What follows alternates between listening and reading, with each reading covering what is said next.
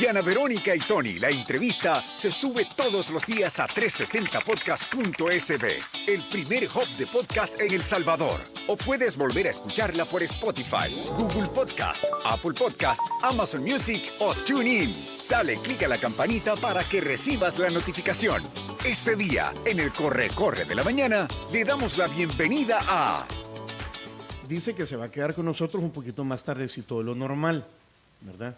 Sí, hasta las 9:20. Pues sí, pero es que son las 8:32. Bienvenido, ministro de Obras Públicas, Transporte y Desarrollo Urbano. ¿Cómo va? ¿Qué tal? Buenos días, un gusto compartir con ustedes, Verónica y Tony, esta entrevista. Mandarle un cordial saludo también a todas las familias salvadoreñas que nos escuchan a través de la radio y a través también de las diferentes plataformas de redes sociales. ¿Por dónde empezamos? ¿Por los semáforos? ¿Por la carretera de los ¿Por Chorros? qué no empezamos por la rastra que se fue ayer?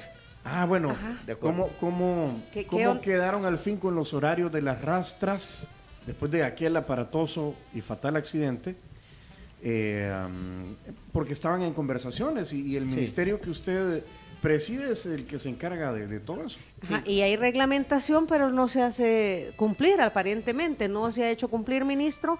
Y ayer tuvimos este accidente que también me pareció, bueno, ¿y cómo es que se va en medio de tanta curva? Sí, de una acuerdo. rastra se va al mar. Totalmente. Ajá. Comentarles un poco, ¿verdad?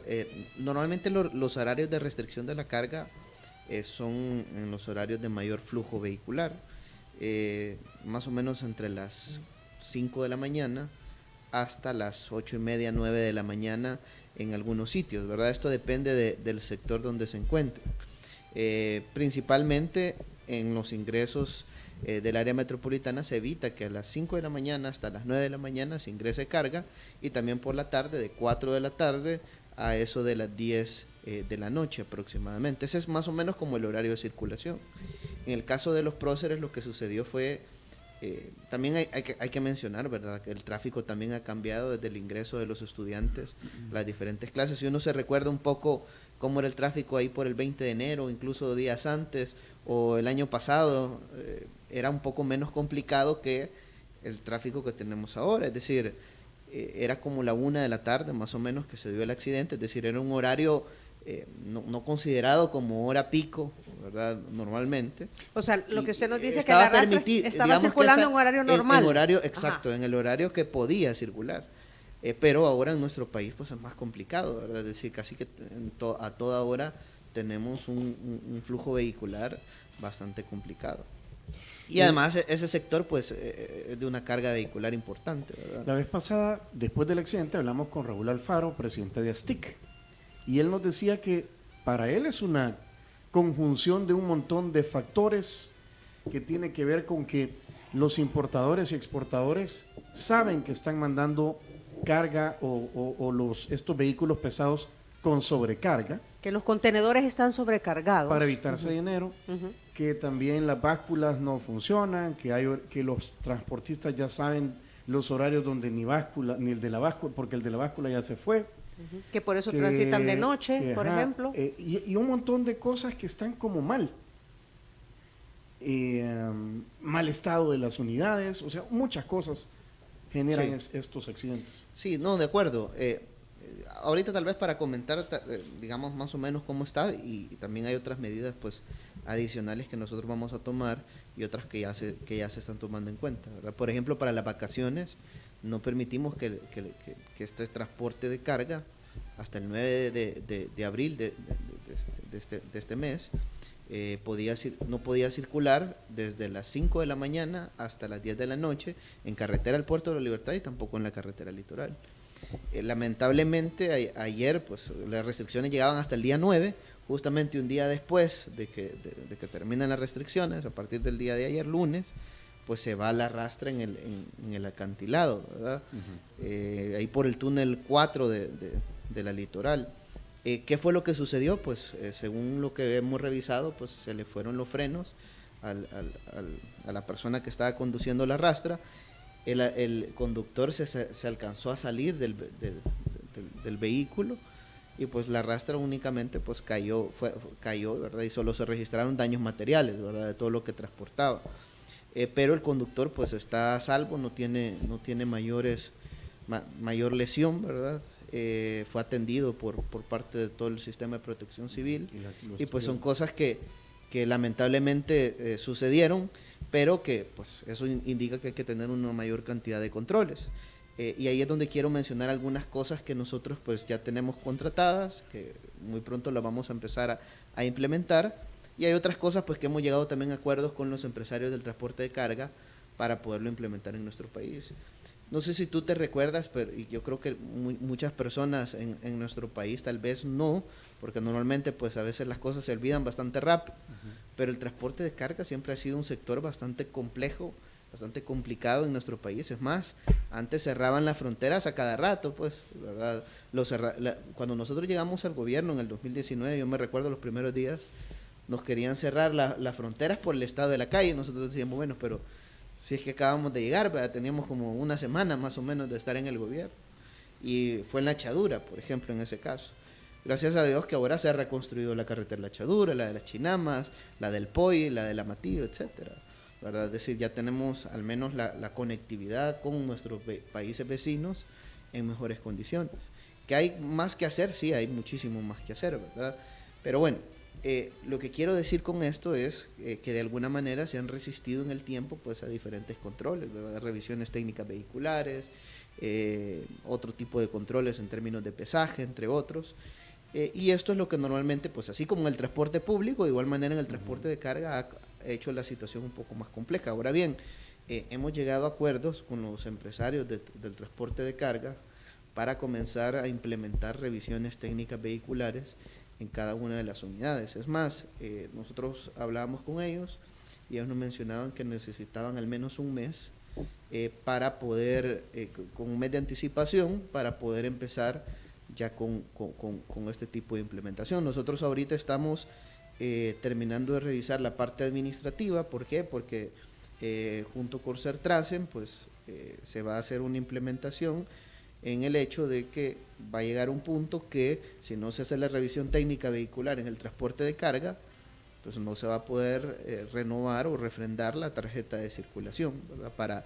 Para este tipo de vehículos. Y este será un inicio, ¿verdad? Porque en el transporte público, pues, si bien es cierto, se hacen inspecciones en ciertos lugares, igual en el transporte de carga actualmente, pues se hacen inspecciones en ciertos puntos, incluso cuando detectamos sobrepeso, pues hacemos que le bajen parte de la carga que tiene y lo transporten Perdón, en otra ministro, unidad. antes que continúe, pero a ver, las revisiones técnicas de que, o sea, asegurarnos de que el vehículo en el cual se está transportando carga esté en buenas condiciones es el deber ser, Así es. ¿verdad? Y el empresario que brinde el servicio tiene la obligación de tenerlo en, buenas condiciones. Ahora, ¿y esto cómo se garantiza hasta este momento? Dependemos de la buena fe del empresario de transporte, creer de que la unidad está en buen estado.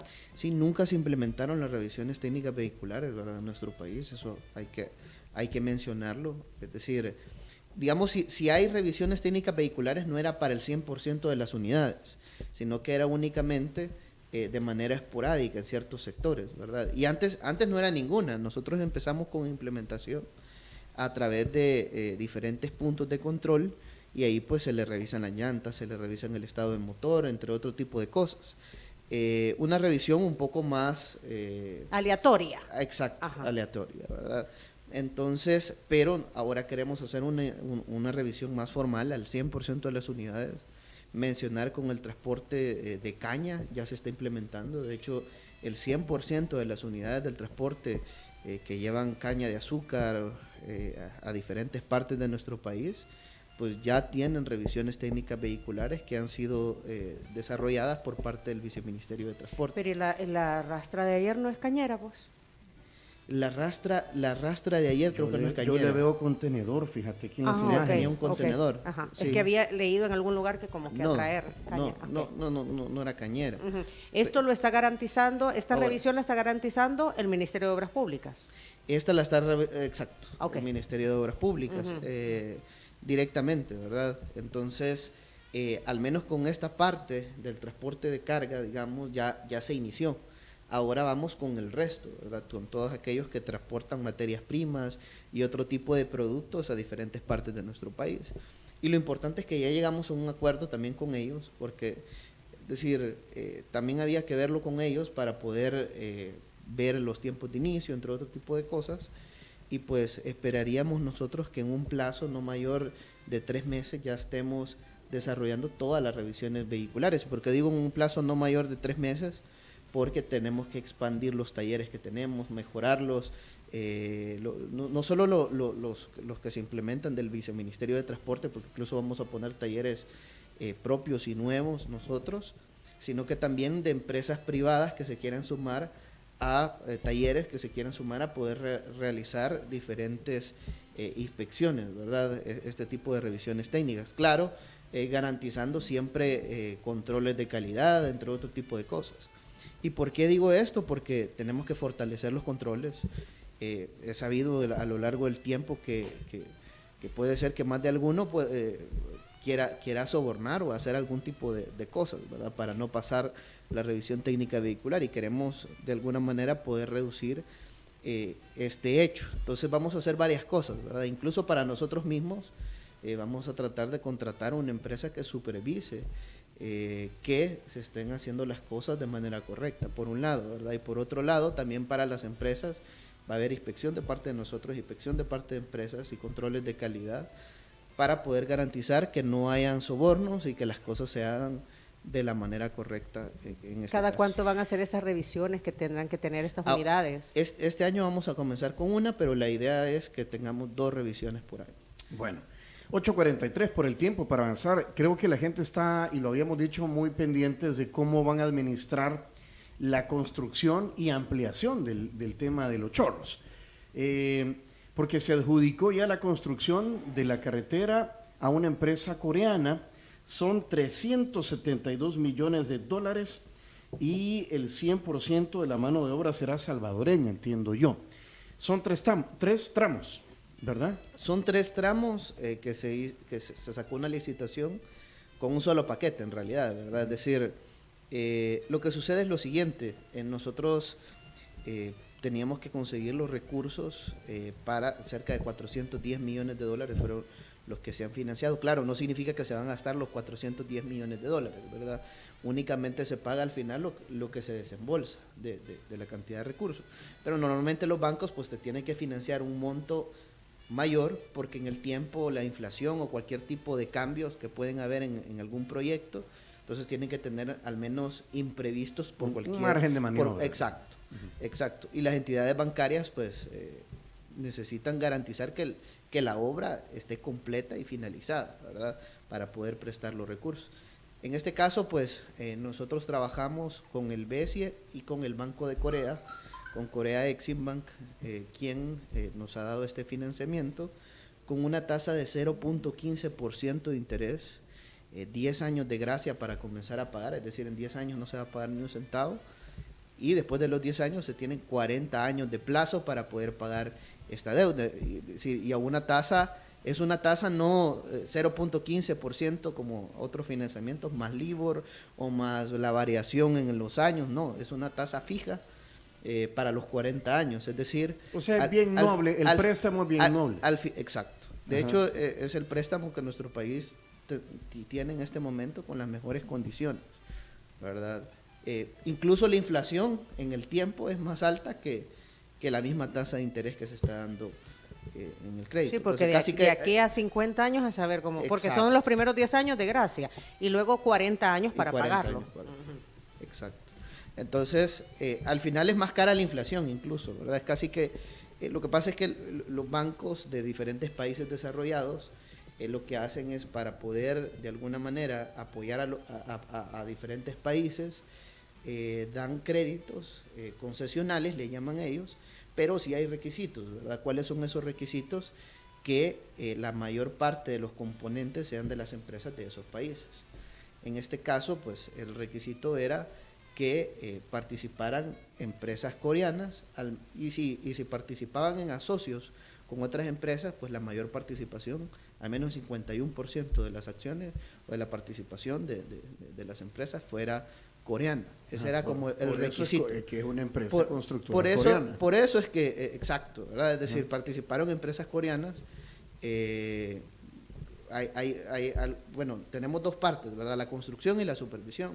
En el caso de la supervisión, participaron 2 empresas coreanas, una de ellas va en asocio con una empresa española, y la otra pues va sola, ¿verdad? Y en este caso en la construcción participó una empresa que participó ella sola. Hemos dado todos los tiempos necesarios, la verdad que incluso en algún momento yo hubiera querido hasta adjudicarlo lo antes posible, porque sabemos que es un proyecto que urge para todas las familias salvadoreñas, y muchos decían, bueno, y solo es un render, no se va a desarrollar, etcétera, etcétera. Nosotros teníamos la presentación de ofertas para el día 31 de octubre. Tomamos la decisión de dar 30 días más, un poco más, sí, 30 días más, para la presentación de ofertas. Lo dejamos hasta el 30 de noviembre. Después, revisando, incluso dijimos, bueno, demos más tiempo para que tengamos una mayor participación de empresas. Incluso el presidente nos instruyó que para garantizar una mayor transparencia y una mayor participación de empresas, lo dejáramos para el 31 de enero. Entonces, postergamos de octubre, luego a noviembre, y luego al 31 de enero la presentación de las ofertas. Y luego, pues, por consultas de diferentes empresas, empezaron a preguntar diferentes empresas, el banco siempre da 10 días de silencio, 10 días hábiles de silencio, donde no podemos hacer ningún cambio, ninguna modificación, ni contestar ninguna consulta. Entonces, para poder contestar, digamos, esas últimas preguntas que nos habían hecho, tuvimos que dar un día más y dejamos la recepción de ofertas para el día 1 de febrero. Es ahí cuando recibimos las ofertas. Participó la empresa Dongbu Corporation de Corea. Son empresas que tienen capitales de miles de millones de dólares, ¿verdad? Es decir, son empresas gigantescas. Y pues ellos presentaron una oferta por 372 millones de dólares para desarrollar la construcción de todo el proyecto. Yo sé que muchas personas ahorita tal vez no dimensionan la obra, ¿verdad? Porque no hay una obra comparable en realidad con este tipo de proyectos. Son 8 carriles, 4 y 4. Es duplicar la carretera de Los Chorros. Y no solo la de Los Chorros, porque llegamos hasta el desvío de San Juan Opico, donde termina el paso desnivel que se acaba de construir, exacto. Entonces, y comienza en Palma en hasta Las Delicias, y conecta también con el Boulevard Monseñor Romero.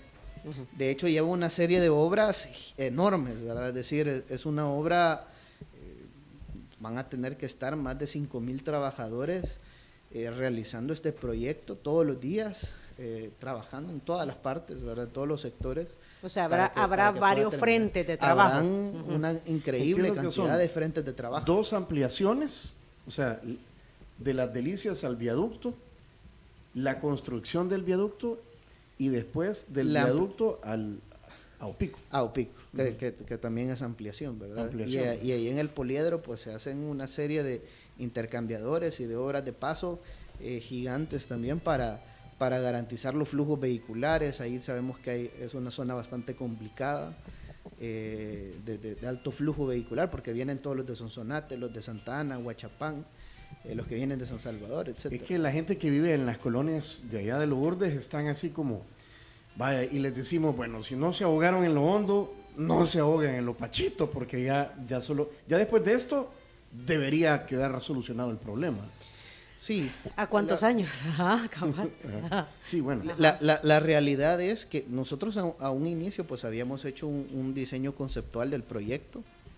Se había planteado la construcción del viaducto, se había planteado ciertas ampliaciones, pero a 6 carriles. Cuando desarrollamos en el tiempo, fuimos desarrollando los estudios de factibilidad y luego pues el diseño de detalle.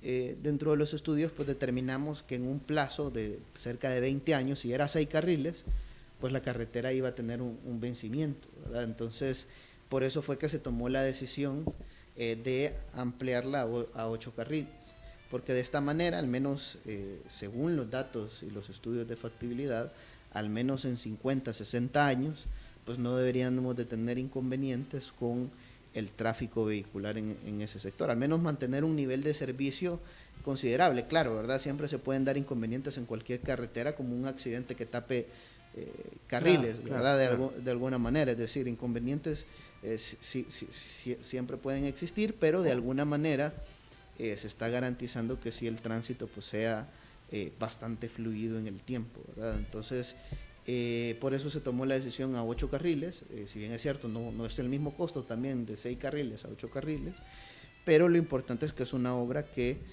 ya estamos por comenzar y pues es una obra complementaria a otras cosas que también el gobierno quiere realizar, ¿verdad? Porque nosotros mencionábamos, y he mencionado en diferentes ocasiones, que estamos atacando ingresos y salidas de la ciudad, es decir, con pasos a desnivel o diferentes proyectos, por ejemplo en Utila con un paso a desnivel y un tramo de ampliación de calle, en la carretera de Los Chorros con la ampliación de la carretera, ¿verdad? Y el viaducto, en la integración en todo el sector de Constitución, pues también con obras de paso en ese sector, y así pues en diferentes zonas, pero eso es para los ingresos y salida. Ahora bien, el problema es que, digamos, todos vienen de ciertos lugares y al final entran a un sector bastante reducido, que es al final la ciudad. Entonces ahí nosotros sabemos que si bien es cierto, pudiéramos construir carreteras aéreas, pudiéramos hacer otro tipo de obra, pero eso no, al final siempre va a tener un vencimiento y al final todos van a tener que bajar al mismo punto, ¿verdad? Entonces lo mejor es, adentro de la ciudad, pues apostarle al transporte, que eso es al final lo que va a dar una solución al tema del tráfico vehicular. Transporte público, estamos hablando, transporte público de pasajeros. Y ya sabemos cuál es la solución, que quedó pendiente, que nos iba a contar. Estamos trabajando todavía, ¿verdad? en las alternativas, pero sí esperamos muy pronto poder dar a conocer las diferentes estrategias que queremos desarrollar para esto, ¿verdad? Por ejemplo, estamos haciendo lo de los semáforos, que tal vez eso de alguna manera va a mejorar la movilidad, pero tampoco es la solución definitiva, y hay que mencionarlo porque yo sé que la expectativa con estos temas es muchas veces es bastante alta, ¿verdad? Y se ha revisado en otros países y más o menos con semáforos inteligentes la movilidad se mejora en un 30% aproximadamente, es decir, siempre digamos, sí mejora considerablemente, los accidentes sí se reducen también considerablemente, pero no son la solución al final definitiva al tema del tráfico. Sí, a ver, ministro, lo que usted Es nos está parte de tratando la de decir solución. es que el hecho que se construyan pasos a desnivel o carreteras no va a solucionar el problema del tráfico, va a disminuir el problema del tráfico. Es parte de la solución, Ajá, ¿verdad? exacto. Pero no es la solución definitiva. Pero no es la solución. Ahora, mientras no se creen polos de desarrollo al interior del país que permita que la gente no se esté movilizando al Gran San Salvador para trabajar, esto no va a cambiar. Y también por el otro lado, mientras la gente tenga que estar comprando carro porque no hay un buen sistema de transporte público, tampoco va a cambiar. Solo quiero agregar, el doctor José María Sifontes, un psiquiatra, que había escrito una columna, 2 columnas escribió, sobre las implicaciones psicológicas de la gente del tráfico. Decía que una de las soluciones es una permuta, que un ministro o que el Consejo de Ministros dé la orden para que en todo el sistema de gobierno los que trabajen en los urdes, O sea, que la gente trabaje donde vive. que la gente, Ajá. o sea, movilizar a los trabajadores del gobierno para que acercarlos a la donde dependencia más cercana a su vivienda. No sé si Él hablaba, por sí, ejemplo, es una solución. los trabajadores de salud, decía él, ¿verdad? O sea, una enfermera que vive en la Unión debería de trabajar en el sistema de salud de la Unión. o de ¿verdad? San Miguel, vaya, Ajá, pero o no- a lo mucho de la zona oriental del país, pero no que es también podría ser parte de la solución. Puede ser parte de la solución, ¿verdad? Es decir, yo creo algo y hay que verlo cómo también lo han desarrollado los diferentes países del mundo. Normalmente uno dice, porque si es una realidad, ¿verdad? Es decir, hay que descentralizar la ciudad, hay que hacer una serie de cosas y si bien es cierto, pues todo eso ayuda. Es decir, que alguien que vive en la Unión, por ejemplo, se quede trabajando en la Unión porque hay oportunidades de trabajo, empleo, etcétera, etcétera, todo eso va a contribuir y es parte de la solución real también al tema del tráfico vehicular y al tema de otras cosas, ¿verdad? La migración, entre otros factores. Y no hablo solo de migración hacia otros países, sino que también migración interna, porque la mayoría de gente viene de La Unión, de Santa Ana, de Sonsonate, etcétera, al área metropolitana de San Salvador. Es decir, yo a veces me he sentado con el equipo de Fovial o con otros equipos del MOP, y a veces les pregunto, bueno, ¿y vos de dónde sos? ¿Y dónde sos? Y cada uno me dice, yo de Santa Ana, yo de San Miguel. Es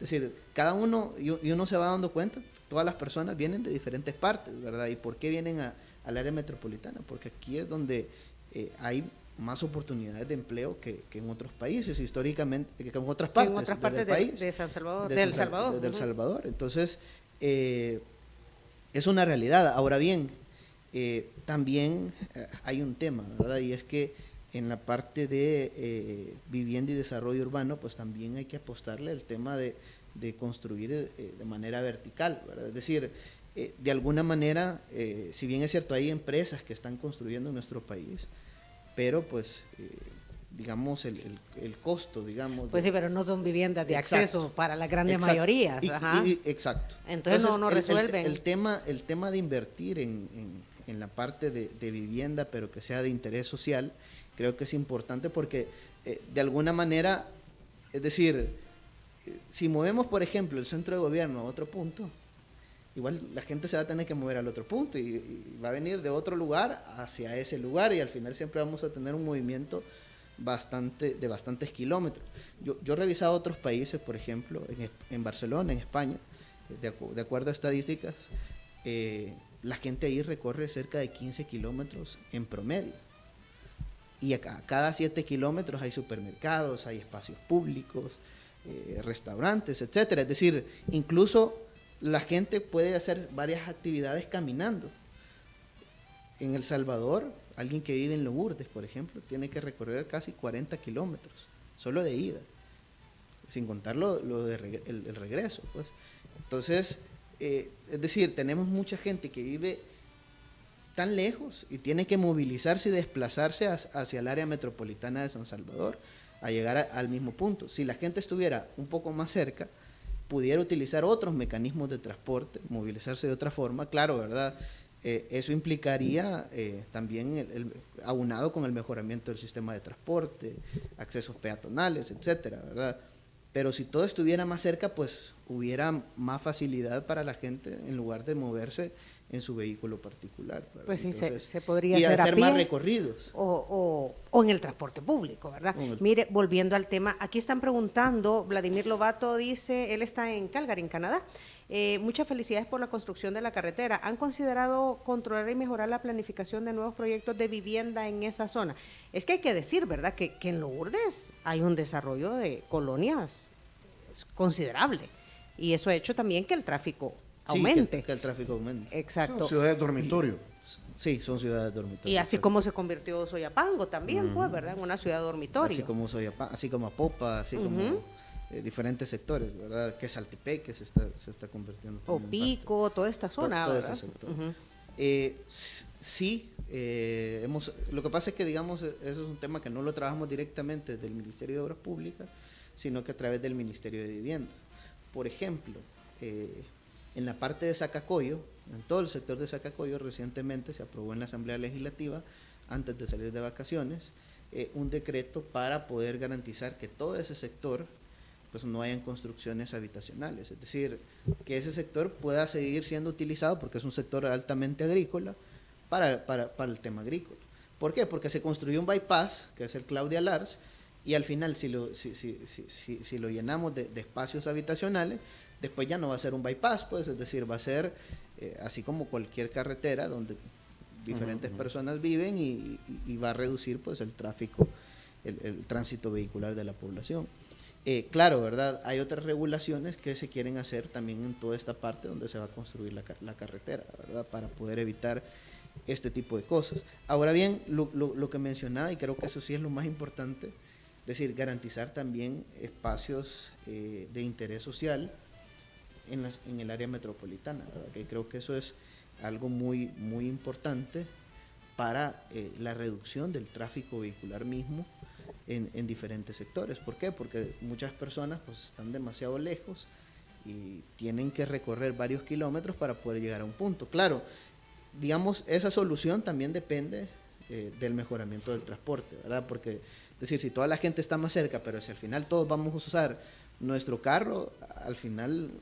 Se va a llenar de carros otra vez. Vamos a decir, si bien es cierto, todo está más cerca, los recorridos son menores, pero nadie va a poder, digamos, movilizarse tan rápido, ¿verdad? Entonces, tiene que estar aunado siempre con la mejora del transporte público. ¿En cuánto tiempo creen ustedes que, porque vaya, vamos a revisar los tramos de ampliación y de viaducto? La ampliación primera es de Las Delicias hasta Los Chorros. Esa solo es carretera, ministro. Es que esos 3 tramos significan algo, ¿verdad? El primer, como mencionaba Tony, el primer tramo va de Las Delicias, que es la entrada de Santa Tecla, hasta el Turicentro Los Chorros. Ahí es ampliación. Pero ahí Ahí es solo ampliación son de 8 carretera. carriles. Ahí se va a ampliar a 8 carriles. 8 carriles. Ajá. Luego, el segundo tramo, siempre de 8 carriles, inicia en el Turicentro y termina en La Pedrera. Así es. Pero ahí también va el viaducto. Ese es el viaducto. Ahí es el viaducto. El viaducto. Ese tramo es solo el viaducto. Ajá, o Que sea es la que- parte peligrosona, ¿verdad? De Que es los la parte derrumbes. más... Exacto. Ajá. Y allí básicamente los carriles van a pasar al viaducto o se van a dejar unos en tierra firme porque Pasan al viaducto. Ajá. Pasan al viaducto. Ok. Y desde La Pedrera hasta San Juan Opico es otra vez ampliación. Ampliación.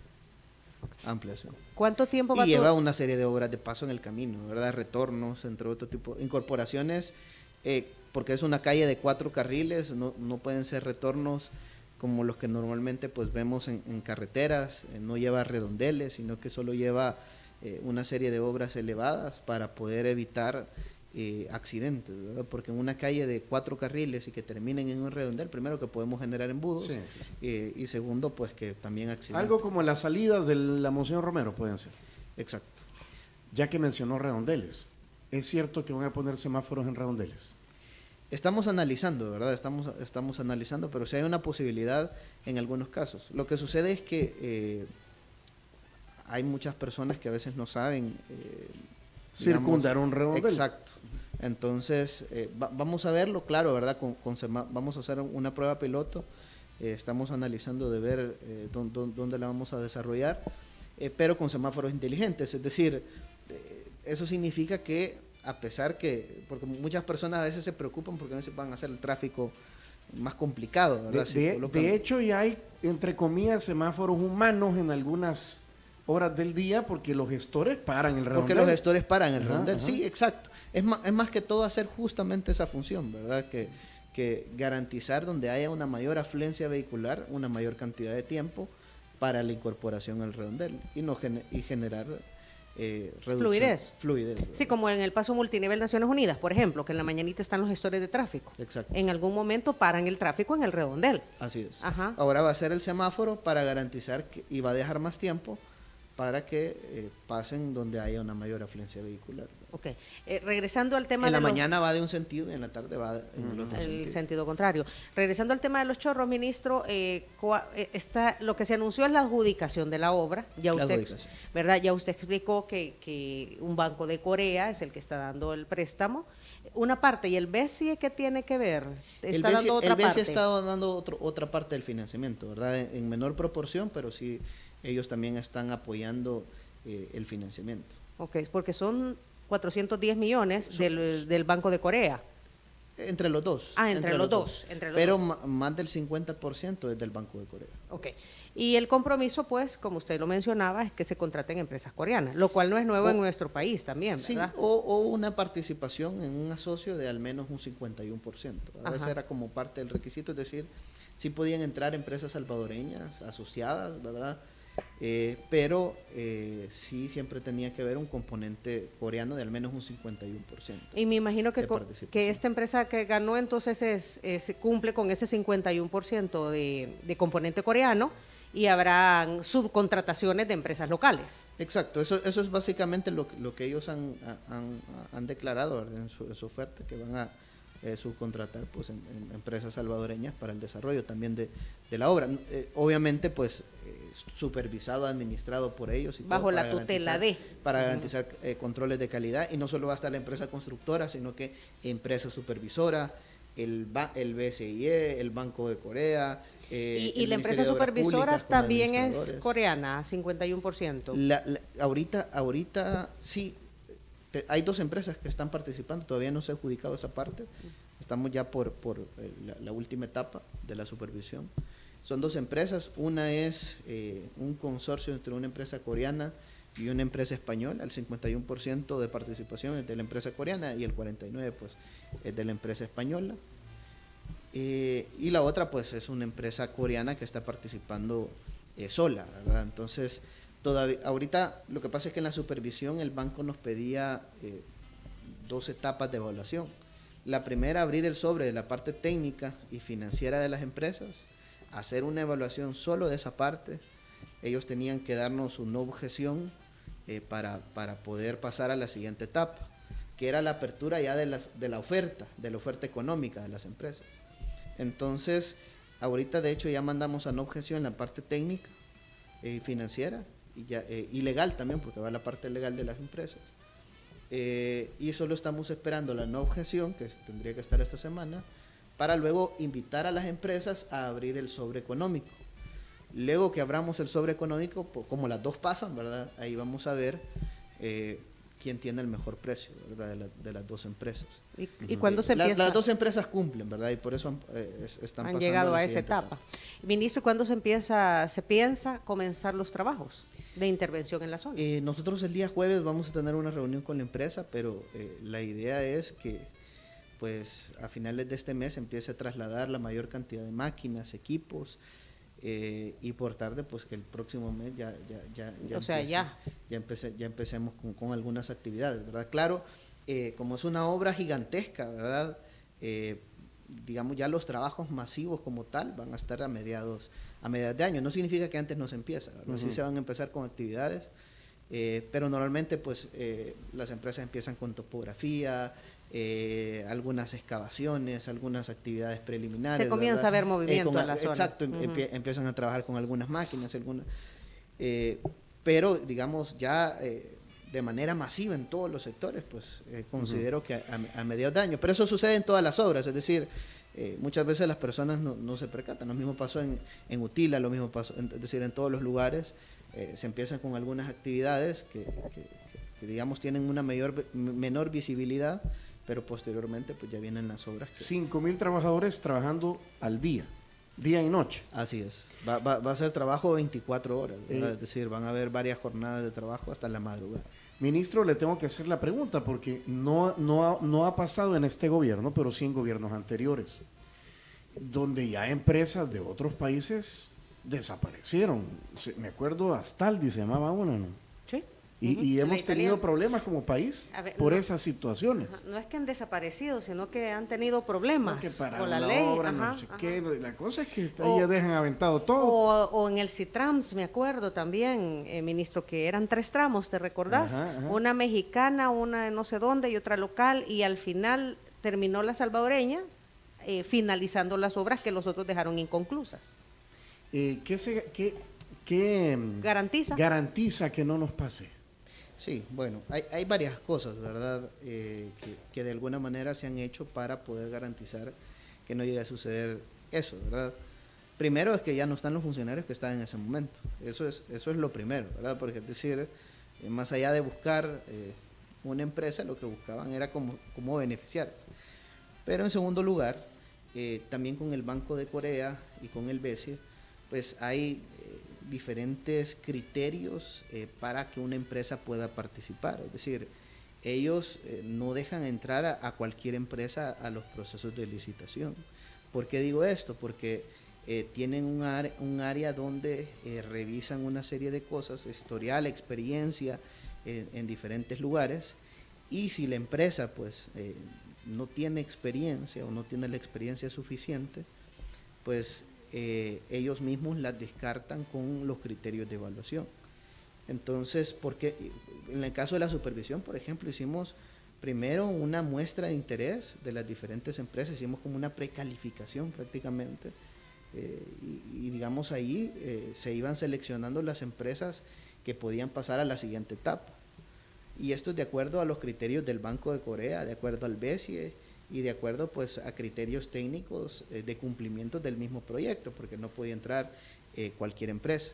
En este caso pues es una empresa gigantesca, ¿verdad? Es decir, no existe una empresa comparable en nuestro país para, digamos, con respecto a la parte financiera de esta empresa y a la experiencia que ha tenido en diferentes países. Por un lado, y por otro lado, pues también en los proyectos nosotros pedimos fianzas, ¿verdad? Fianzas de cumplimiento de contrato, fianzas de cumplimiento de garantías de anticipos y de garantía de ofertas. Es decir, por ejemplo, la empresa ahorita que ya está adjudicada no puede decir, no, mire, fíjese que me equivoqué, ¿verdad? Y el precio es mayor, y ya no quiero participar. ¿Por qué? Porque al final se le ejecuta la garantía de cumplimiento de oferta. Ahorita, ¿qué etapa va? La etapa de la firma de contrato. Entonces, luego de firmado el contrato, al firmar el contrato ellos presentan una fianza de garantía de cumplimiento de ese contrato. Si ellos no cumplen con la obra, al final igual el gobierno puede ejecutar esa fianza. Y en el caso cuando se le entregue el anticipo a la empresa, pues también se puede hacer, si al final la empresa queda mal o sucede algo, podemos hacerle efectivo la fianza del anticipo y la fianza del contrato, ¿verdad? Entonces, y con eso recuperar los recursos que de alguna manera se le entregaron a la empresa o y que ha sucedido pues en el bypass, por ejemplo, de la Libertad. Ajá. Y me se acordé de la recuperó. Monseñor Romero, con todo esto que usted está describiendo, también me acordé de la Monseñor Romero, que en momentos Diego de estuvo Holguín. en aquel momento Diego de Holguín, que estuvo parada precisamente por situaciones como esa, ¿verdad? Mientras Sí. se hacía efectiva la fianza, etcétera, etcétera. Sí. Ahora bien, ¿verdad? Lo que sí está garantizado es que, digamos, en diferentes países, estas empresas pues han tenido experiencias buenas, ¿verdad?, para el desarrollo de proyectos. ¿Qué pasa si una empresa queda mal en Corea? Pues vienen ellos y la inhabilitan para que puedan participar en todos los países del mundo, y no solo en todos los países del mundo, sino que en su propio país. Es decir, a una empresa, digamos, gigante como la que está participando en este momento. ¿Cómo es? Dongbu. Dongbu. Más o menos, yo digo que lo pronuncio más o menos, ¿verdad? Pero ellos lo pronunciarán mejor. Exim Bank es el Banco de Corea. Así es. Ajá, ok.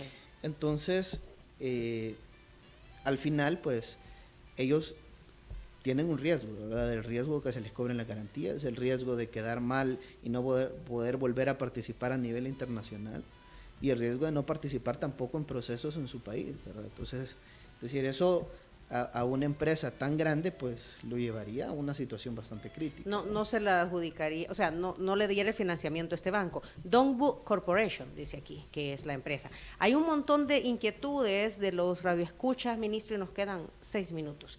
Que si van a intervenir, hoy que van a intervenir la carretera Los Chorros, ¿qué va a pasar con las casas que están en las orillas? Sí, bueno, nosotros ahorita de los derechos de vía ya tenemos el 70%. Más o menos, ¿verdad? Eso ya, de acuerdo al proceso que nosotros vamos haciendo de compras. Pero el resto, pues estamos también ya en el proceso de adquisición. Lo que sucede es que a todas las personas, ¿verdad?, que digamos vamos a tener que adquirir alguna parcela o algún terreno, ya se les notificó, ¿verdad? Es decir, al 100% de las personas en la carretera de Los Chorros, en las cuales pues tenemos que adquirir un terreno o tenemos que hacer algún reasentamiento, porque lleva una parte pequeña de reasentamientos que hay que realizar. O sea, familias que hay que reubicar. Reubicar, ¿verdad? Uh-huh. En la zona. Exacto, en la Uh-huh. zona. Entonces, todos están informados, ¿verdad? Y pues la gente en general pues ha estado de acuerdo, no tenemos ningún problema, ¿verdad?, con esto, y pues no consideramos que vayamos a tener inconvenientes. ¿Y los costos de reubicación los asume el Esa es gobierno? contrapartida del gobierno. Ajá, o sea, las familias que tienen que ser reubicadas por este proyecto no incurren en gastos. No incurre ningún gasto. Okay. Quiero felicitar al ministro por las grúas gratuitas en vacaciones. Yo hice uso de ella, dice, en un problema mecánico del carro. Como MOP Bueno. te asiste. MOP te asiste. Que Sí. funcionó hasta ayer, ¿verdad? Hasta ayer, sí, la población pues tenía que llamar al 2510-0199 y nosotros estamos dando servicio totalmente gratis si se le pincha una llanta, si se queda sin combustible o de perfectos mecánicos. O en el peor de los casos, accidentes, estuvimos brindando este servicio de asistencia. ¿Hay planes de hacer un paso a desnivel en Izalco? Carretera Sonsonate. En Izalco el problema es el ingreso, ¿verdad? Hacia ese sector.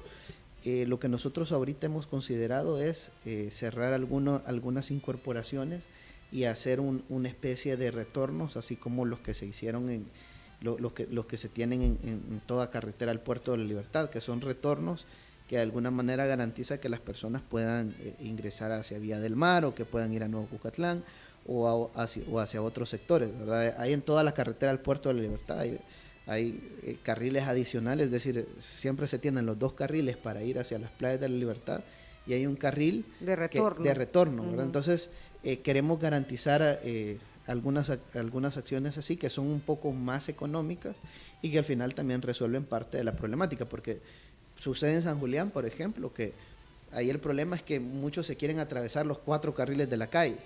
Entonces, y el tráfico tampoco y los no sorbetes, vea. Y la parada técnica. Y el tráfico tampoco es tan complejo, ¿verdad? No es tan complicado. Pero mire, ministro, el problema es que van como que a traer herencia. Pero para el puerto hay habitantes que han quitado unos tramitos de los separadores. Por adelante de la venta de madera y allá por la Papaturro. Vamos a revisar eso. Sí. No, pero es que ahí en el Papaturro, compañero, todos los días hay accidentes. Ahí los mismos se encargan de estar quitándolo. Pero no han quitado. Ah. Y paran y dan la vuelta en U. Ah, ya te entendí. Sí. Carros. Sí, carros. Lo guarda. Sí.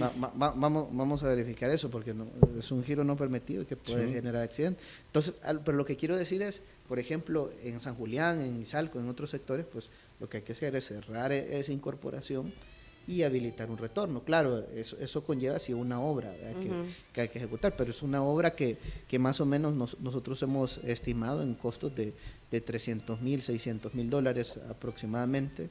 Es más la adquisición del terreno, diferente a un paso a desnivel que tendríamos que gastar 6 millones, 7 millones de dólares. Preguntan aquí a dónde van a ubicar a la gestora del tráfico, Diana Verónica Ramos, con su pito amarillo del MOP. Sí, ya tengo el pito, me falta el chaleco. Sería bueno colocar un semáforo al final de la Quinta Avenida Sur en Santa Tecla y la incorporación al Boulevard Sur. Dice aquí el número 4980, ministro, no sé si sabe de esa zona. En el Boulevard Sur, vamos a verificar. Quinta Avenida Sur, dice, e incorporación al Boulevard Sur. Ok. Vamos a verificar. El Puerto de la Unión, ¿y qué fin tuvo el puerto? No, pero eso es CEPA, ¿verdad? Eso depende de CEPA. Sí. Y la gente pregunta, ministro, gracias, son las 9:18, 9:19, ¿verdad? Tenemos que terminar. Gracias por la visita, por responder a nuestras preguntas, como siempre. Y pendientes, ¿verdad? No, gracias a ustedes por la invitación. A ver cuándo arranca la obra de los chorros, más o menos. Yo creería que por tarde en mayo. Mayo. ¿El otro mes? Ya va a ser. Ya va a ser. Quedan 20 días para mayo. Para el 1 de mayo, que es puente, vacación. Ahí la producción ha sacado las cuentas. Pero vamos a tratar de hacer la menor cantidad de inconvenientes, ¿verdad? Porque es que las primeras actividades, pues, por ejemplo, en Opico, nos vamos en el centro de la calle, ¿verdad? Ahí hay una calle ya que era utilizada antes en tiempos de guerra, ¿verdad? Para los helicópteros que bajaban por ese sector. Entonces, digamos que hay sectores donde no vamos a interrumpir el tráfico. El viaducto no interrumpe en lo absoluto pues el tráfico vehicular y así otros sectores. Entonces, vamos a trabajar en esos sectores que pues no interrumpan de alguna manera el tráfico vehicular. Muy bien. Ya le vamos a pasar un mensaje del CIPI ahí que se pone a las órdenes también, dice del ministro, para ahí ciertos trabajos. Muy bien, gracias, ministro. Si quieren volver a escuchar esta entrevista, pongan atención a lo siguiente. Si quieres volver a escuchar esta entrevista, ingresa a 360podcast.sb, el primer hub de podcasteros salvadoreños. Sigue a Diana Verónica y Tony la entrevista en Spotify, Google Podcast, Apple Podcast, Amazon Music o TuneIn.